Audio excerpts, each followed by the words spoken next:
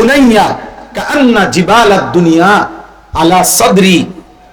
ওফো, সাহাবী বলতেছে, সন্তান, খোদার কসম সন্তান, মৃত্যুর এই যন্ত্রণা আমার কাছে এই মুহূর্তে মনে হচ্ছে কাআন্না জিবালাদ দুনিয়া, গোটা পৃথিবীর সবগুলো পাহাড় আলা সাদরি, আমার বুকের উপরে ছাপ দিয়ে রাখছে।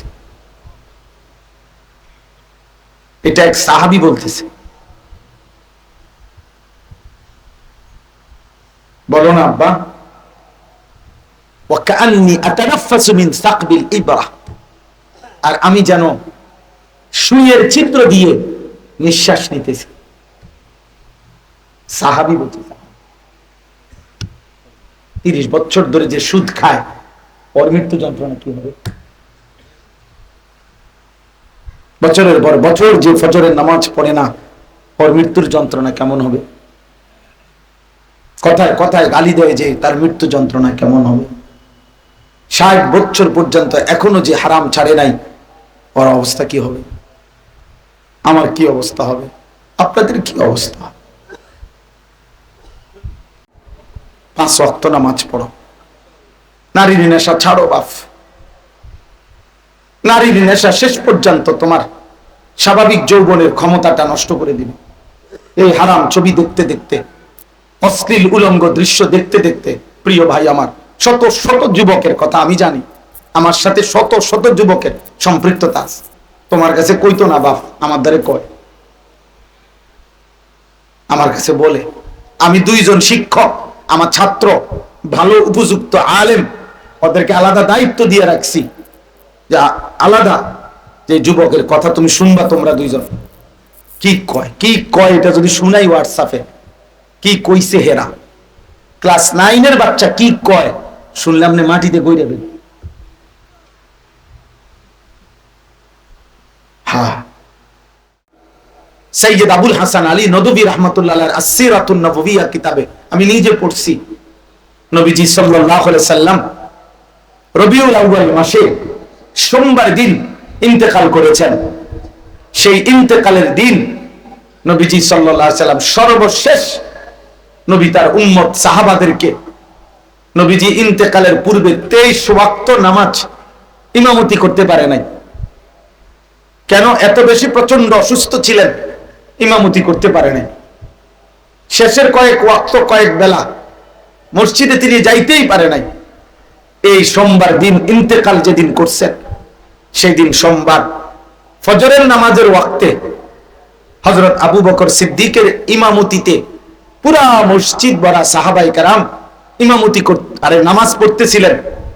আল্লাহর নবী সাল্লাল্লাহু আলাইহি সাল্লাম তখন ওনার স্ত্রী আম্মা জান আয়েশা রাদিয়াল্লাহু তাআলা আনহাকে বললেন, আয়েশা, আমার হুজরার পর্দা সরায় দাও।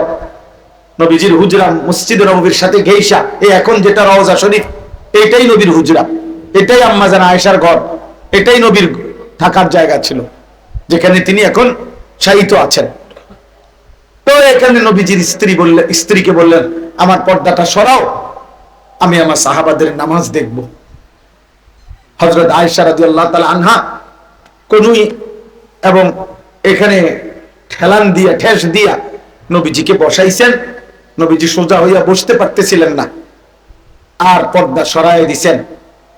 আল্লাহর নবী সাল্লাল্লাহু আলাইহি সাল্লাম পুরা মসজিদে তাকায়া দেখছেন, ফজরের নামাজ সোমবার দিন পুরা মসজিদ ভরা মুসল্লি আবু বকর সিদ্দিকের ইমামতিতে নামাজ পড়তেছে। নবীজি সাল্লাল্লাহু আলাইহি সাল্লাম তখন চোখের পানি ছেড়ে দিছেন আর বলছেন, আয়েশা, আজ আমার 23 বছরের মেহনত সার্থক। আয়েশা, গত 23টা বছর আয়েশা এমন একটা দৃশ্য দেখব বলে আমি তায়েফের পাথরের আঘাত সয়েছি। আয়েশা, আমার সারাটা শরীর রক্তে লাল হয়ে গেছে, আমার পায়ের জুতা আমার পায়ের তালুর সাথে জমাট বাইধা গেছে, রক্তের কারণে জুতা খুলতে পারতেছিলাম না। আমি 14 দিনও ক্ষুধার কষ্টে পেটে পাথর ভাঙছিলাম। আমি উহুদের দান শহীদ করা রক্ত মাখা শরীরে, উহুদের খোলা প্রান্তরে আমি ঘন্টার পর ঘন্টা বেহুশ হয়ে পড়েছিলাম। আমি সারা রাত উম্মতের জন্য দাঁড়িয়ে এক দাঁড়ানোতে ফজরের আজান পর্যন্ত চোখের পানি ফেলে আমার মালিকের কাছে উম্মতের জন্য কাঁদছিলাম। এই সব কিছুর বিনিময়ে আমি যা চেয়েছি, আমার উম্মত ফজরের নামাজ আমি দেখলাম, আমি খুশি আয়েশা, আমি তৃপ্ত, আমি সন্তুষ্ট। খোদার কসম বন্ধু, এই কিতাবে আমরা নিজে পড়ছি। এরপরে নবীজি দুই হাত তুলে আল্লাহকে বলছে, আল্লাহুম্মা রাফিকাল আলা, হে আল্লাহ, এবার আমি আপনি বন্ধুর কাছেই যেতে চাই, আমার আর কোনো আফসোস নাই, আপনার কাছে এবার আমারে নিয়ে গেলে পারেন। এই সেদিন সোমবার জোহরের ওয়াক্ত হওয়ার পূর্বেই আল্লাহ নবী সাল্লাল্লাহু আলাইহি সাল্লাম ইন্তেকাল করেছে।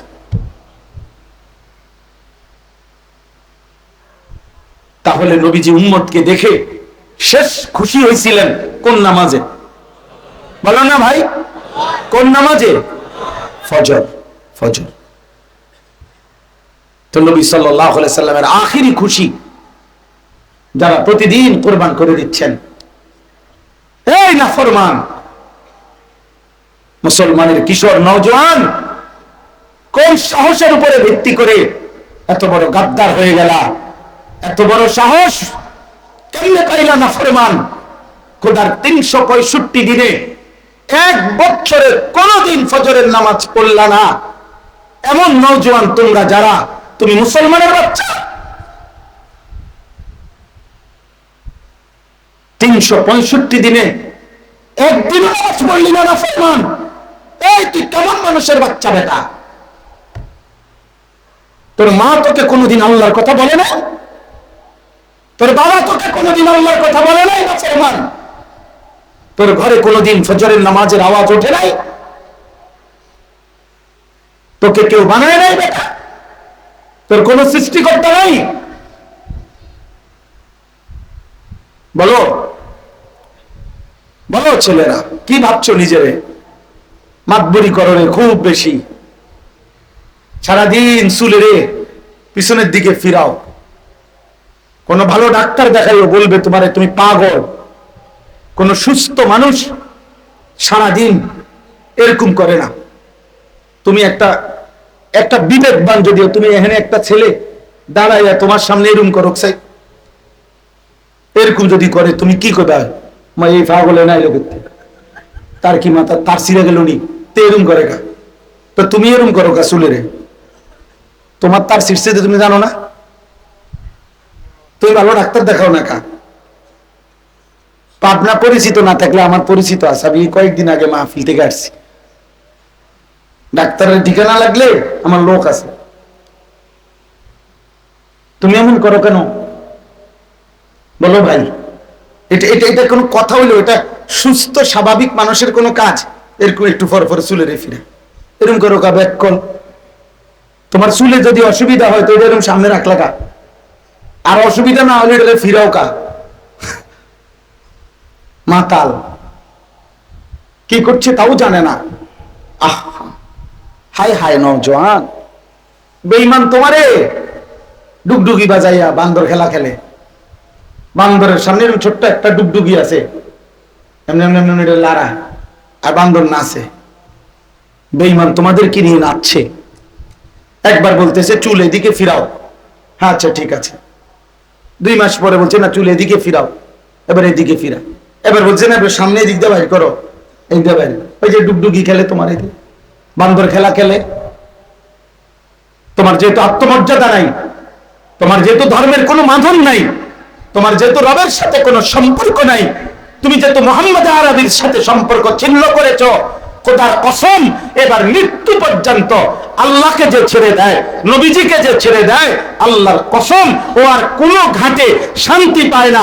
1000 ঘাট ঘুরতে ঘুরতে একদিন জাহান্নামের ঠিকানা হয়ে যায়। সুখ মিলবে না, ইজ্জত মিলবে না বন্ধু। কোন হারামখোর সুখ পায় না, গুনাহ কাউকে তৃপ্তি দেয় না, লোনা জলে তৃষ্ণা মেটে না, লবণাক্ত পানিতে তৃষ্ণা মেটে না। অতএব গুনাহ তৃপ্তি দেয় না। এক সাগর যদি কোনো নেশাখোর, মদখোর, গাঞ্জাখোর, কোন ফুট্টাখোর, বাবাখোর, ডাইলখোর, হারামখোর যদি এক আটলান্টিক মহাসাগর পরিমাণও মদ পান করে, খোদার কসম ওই নাফরমানের তারপরেও তৃপ্ত হবে না, সে আরো চাইবে। গুনাহ তৃপ্তি দেয় না। এই পৃথিবীর 10,000 নারী তোমার যদি উলঙ্গ করে ছবি দেখায়, এরপরও দুশ্চরিত্র লম্পট যুবকের নারীর রূপ দেখার শখ মিটবে না, ও আরো দেখতে চাইবে, আরো দেখতে চাইবে, আরো দেখতে চাইবে। হারাম তৃপ্তি দেয় না যুবক। দোস্ত আমার, বন্ধু আমার, আমার জিন্দিগি নওজওয়ানদেরকে জন্য। রাত ভাবি, দিনে ভাবি, সকালে ভাবি, দুপুরে ভাবি, একাকী ভাবি, সবার সাথে ভাবি, মুসলমানের নওজওয়ান ফিরবে কিভাবে। স্বপ্ন দেখি, স্বপ্ন দেখি নিজে একটা মাদ্রাসার জায়গা আমার শায়েখের সাথে পরামর্শ করে কিনছি, বড় জায়গা, 118 শতক জায়গা, আলহামদুলিল্লাহ, প্রায় 2.5 কোটি টাকার উপরে জায়গা দাম। এখনো টাকা শোধ হয় না, হয়ে যাবে ইনশাআল্লাহ। কিন্তু উদ্দেশ্য একটা, স্বপ্ন দেখি একটা, বাচ্চারাও দিন শিখবে, একটা মাদ্রাসা হবে, আর মুসলমানের সর্বশ্রেণীর নওজওয়ান দিন শিখবে। স্কুল, কলেজ, ইউনিভার্সিটির সবাই যে যখন আসবে, যতটুকু সময় নিয়ে ততটুকু দিন শিখবে, এমন একটা বড় মাদ্রাসা করার স্বপ্ন আমার। আল্লাহ যেন তৌফিক দেয়। আমার কিশোর ভাই, আমার নওজওয়ান ভাই, আমার অভিভাবক বাবা, আপনাদেরকে বলি, অভিভাবক যারা আছেন, আপনার ছেলে, আপনার মেয়ে আজকে 1 বছর ধরে কোনোদিন ফজরের নামাজ পড়ে না, 5 ওয়াক্ত নামাজ পড়ে না, আপনি মুসলমান বাবা নাকি শুধু বাবা? আপনি মুসলমান মা নাকি শুধু মা? আপনি শুধু মা, আপনি শুধু বাবা। যে সন্তানের বাপ বুঝছেন, যে সন্তানের ফার্নিচার চিনছেন, যে সন্তানের বেরাস আর টুথপেস্ট চিনছেন, যে সন্তানের বাজার খরচ বুঝছেন, যে সন্তানের রেজিস্ট্রেশন আর ফর্ম ফিল আপ বুঝছেন, কিন্তু সন্তানের আখিরাত বুঝেন নাই। অতএব আপনি মুসলিম বাবা না, শুধু বাবা। আপনি মুসলিম মা না, শুধু মা। যদি মুসলিম বাবা হইতো, উনি মাটিতে গড়াগড়ি খাওয়ার কথা। আমার 16 বছর বয়সী ছেলে মাত্র এত কম বয়সে 1 ওয়াক্ত নামাজ পড়ে না, তাহলে এই এত কম বয়সে যদি এটা এত বড় গাদ্দার হয়, এটা 40 বছর পর্যন্ত যাইতে যাইতে এই নাফরমান কি হবে? এ তো দাজ্জাল হয়ে যাবে। কথা বোঝেন না? এত কম বয়সে যদি ও 1 ওয়াক্ত নামাজ না পড়ে, 14 বছরের ছেলে যদি এত বড় ঘাটতেরা হয়, 14 বছর 16 বছরের ছেলে যদি মুসলমান এত বড় গাদ্দার হয়, তো এই গাদ্দার 40 বছর পর্যন্ত যাইতে কি হবে তার? কি মনে হয় কি ছোটখাটো গাদ্দার? আল্লাহকে যে সেজদা করে না, খোদার কসম, এই কায়নাতে তার চাইতে নিকৃষ্ট গাদ্দার, অসভ্য, তার চাইতে সীমালঙ্ঘনকারী, তার চাইতে অহংকারী এই জমিন আর কেউ নাই। কারণ সে তো একটা মেম্বার চেয়ারম্যান না, সেটা একটা জেনতেন, কারণ এক মহান আল্লাহ, গোটা কায়নাতের সৃষ্টিকর্তা, 1 সেকেন্ড নিঃশ্বাস বন্ধ করে দিলে যে মরে যাবে, যে বুঝে আমার একটা নিঃশ্বাস যার হাতে, এত বড় প্রয়োজন যাকে, এত বড় রব যিনি 24 ঘন্টা লালন পালন করে যিনি, সেই আল্লাহ 5 বার সকালে, দুপুরে, বিকালে, সন্ধ্যায়, রাতে মসজিদের এতগুলো মাইক দিয়া তারে ডাকে, নাফরমান কোনো পাত্তা দেয় না। এ কি ছোটখাটো বেয়াদব? এ কি ছোটখাটো গাদ্দার? এই জন্য 2টা লাইন শুদ্ধ বললে দোস্ত ভদ্রলোক হয় না, আখলাককে ভদ্র। আমার ভাই, আমার নওজওয়ান, আমার বাবা, বুঝতে শিখেন, বুঝতে শিখেন। মৃত্যু এসে থামায় দিবে। আমি লম্বা করতে চাচ্ছি না। রাত গভীরে বললাম, নওজওয়ান ভাই, 5 ওয়াক্ত নামাজ পড়ো, নারীর নেশা ছাড়ো বাপ। নারীর নেশা শেষ পর্যন্ত তোমার স্বাভাবিক যৌবনের ক্ষমতাটা নষ্ট করে দিবে। এই হারাম ছবি দেখতে দেখতে, অশ্লীল উলঙ্গ দৃশ্য দেখতে দেখতে, প্রিয় ভাই আমার, শত শত যুবকের কথা আমি জানি, আমার সাথে শত শত যুবকের সম্পৃক্ততা আছে। তোমার কাছে কইতো না বাপ, আমার দ্বারে কয়, আমার কাছে বলে। আমি 2 জন শিক্ষক, আমার ছাত্র ভালো উপযুক্ত আলেম, ওদেরকে আলাদা দায়িত্ব দিয়ে রাখছি, যা আলাদা, যে যুবকের কথা তুমি শুনবা তোমরা 2 জন। কি কয় এটা যদি শুনাই হোয়াটসঅ্যাপে, কি কইছে হেরা, ক্লাস 9 এর বাচ্চা কি কয় শুনলাম না মাটিতে গই দেবেন। হ্যাঁ, এই জন্য দোস্ত, শরীরের স্বাভাবিক ক্ষমতা হারাম ছবি দেখলে, নারী দেখলে, কোন অসভ্য, বেপর্দা, বেহায়া, বিবাহ বহির্ভূত কোন মেয়ের সাথে হারাম সম্পর্ক করলে আল্লাহর কসম তোমার শারীরিক সক্ষমতা, যৌবনের ক্ষমতাটাও নষ্ট হবে, আখিরাতটাও বরবাদ হবে। একদিন দেখবা তুমি এখানেও হাঁপবেন, ওইখানেও হাঁপবেন, আর ভুলবেন চিন্তা না। দুনিয়া তো হাঁপবেন, আপনি আখিরাতেও দেখবেন হাঁপবেন। আল্লাহ আমাদেরকে হেফাজত করেন, আল্লাহ আমাদেরকে হেফাজত করেন, আল্লাহ আমাদেরকে হেফাজত করেন। আমার বড় ভয় হয় এটা। নবীজি সাল্লাল্লাহু আলাইহি সাল্লাম বলেন, লা ইয়াজনি জানি হিনা ইয়াজনি ওয়া হুয়া মুমিন। নবীজি বলেন, কোন ব্যক্তি যখন জিনা করে সে মুমিন থাকে না।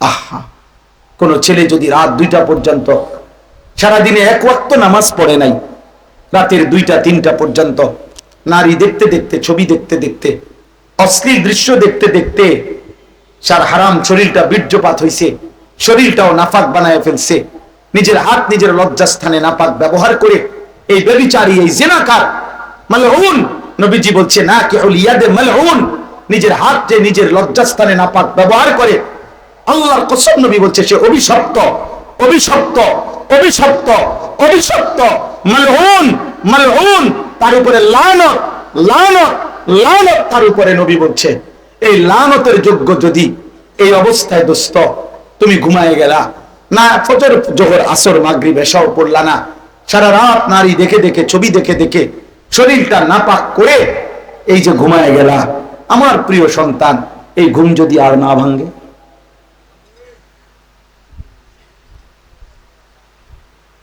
এই রাত যদি আর ভোর না হয়,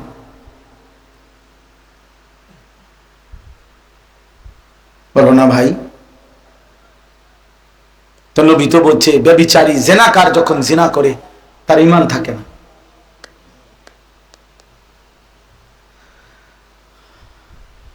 فكيف تتقون إن كفرتم يوما يجعل الولدان شيبا।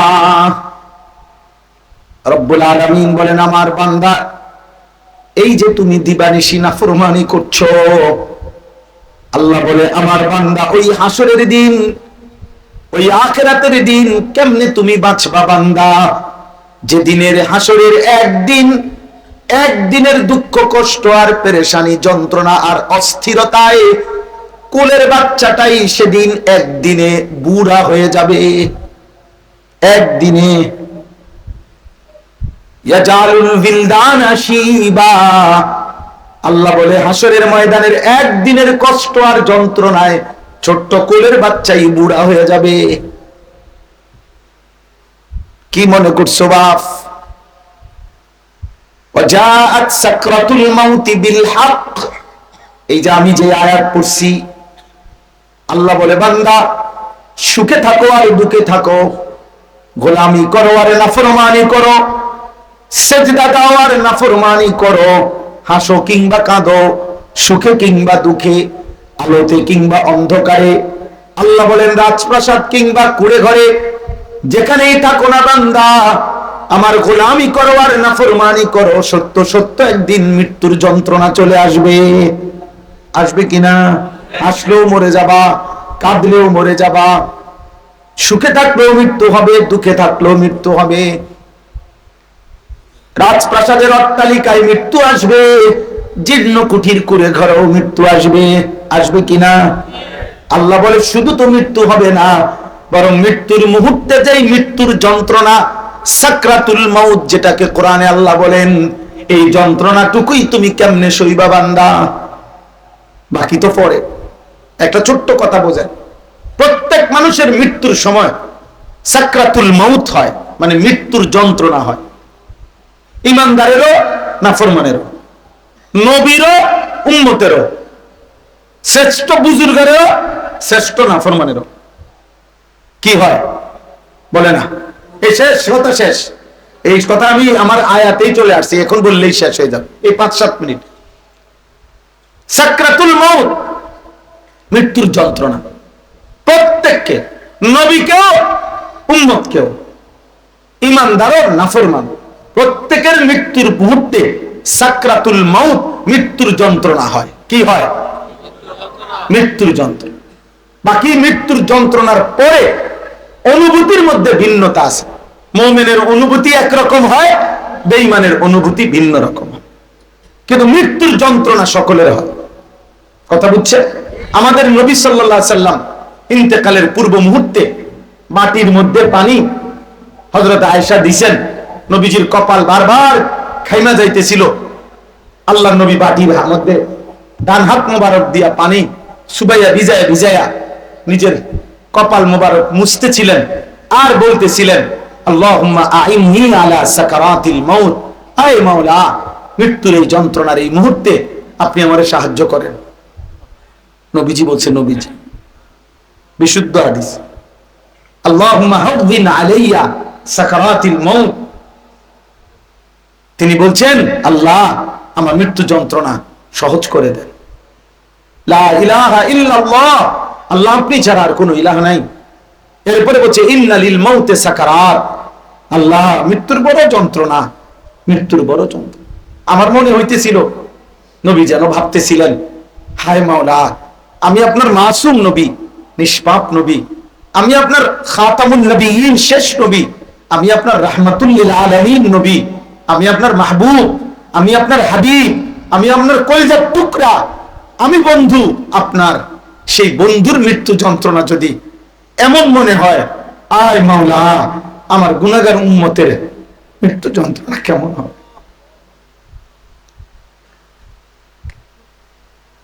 ওয়াজাআত সাকরাতুল মাউত বিল হক যালিকা মা কুনতা মিনহু তাহিদ। আল্লাহ বলে, যে মৃত্যুর যন্ত্রণা, মৃত্যু থেকে তুমি বারবার পলায়ন করেছিলে, সেটা কিন্তু এসেই যাবে। কোন বুদ্ধিমান, কোন যুক্তি, কোন ক্ষমতা, কোন চিকিৎসা, কোন ডাক্তার, কোন আয়ুর্বেদিক কিছুই দিয়েই তুমি মৃত্যু থামাইতে পারবা না। পারবা তো? বলে না সম্ভব। এই কিতাবের মধ্যে লিখছে, প্রিয় ভাই এই শুনেন, ইমানদার সাহাবী বলতেছে, ইয়া বুনাইয়া কান্না জিবালাদ দুনিয়া আলা সাদরি। ওফো, সাহাবী বলতেছে, সন্তান, খোদার কসম সন্তান, মৃত্যুর এই যন্ত্রণা আমার কাছে এই মুহূর্তে মনে হচ্ছে কান্না জিবালাদ দুনিয়া, গোটা পৃথিবীর সবগুলো পাহাড় আলা সাদরি, আমার বুকের উপরে ছাপ দিয়ে রাখছে।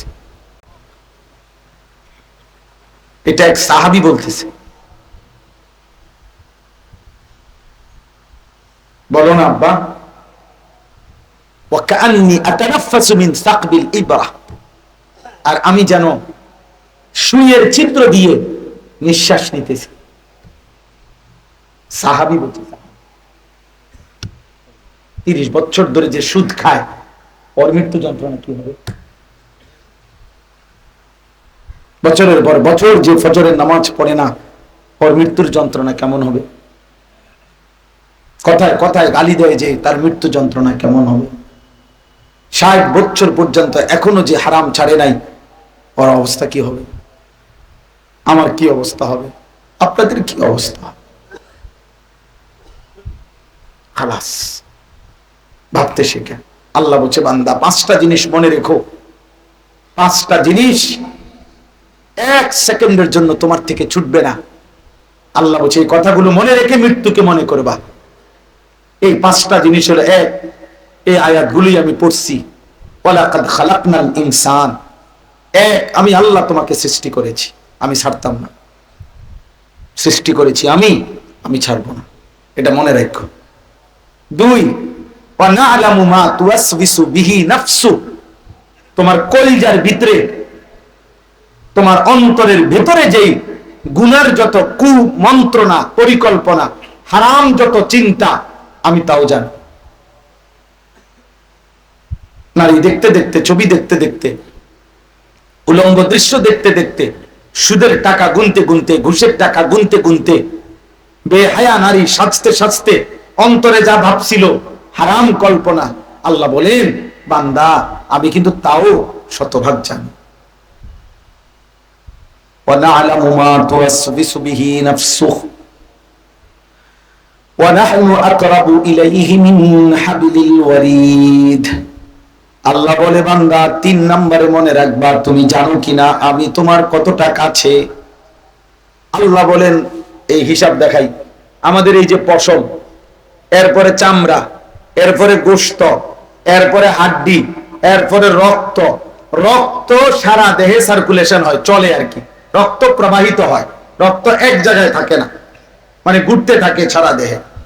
এই রক্ত চলার জন্য রক্তবাহী স্যালাইনের তারের মতো চিকন শিরা উপশিরা আছে মানব দেহের ভিতরে, এটারে বলে ওয়ারিদ।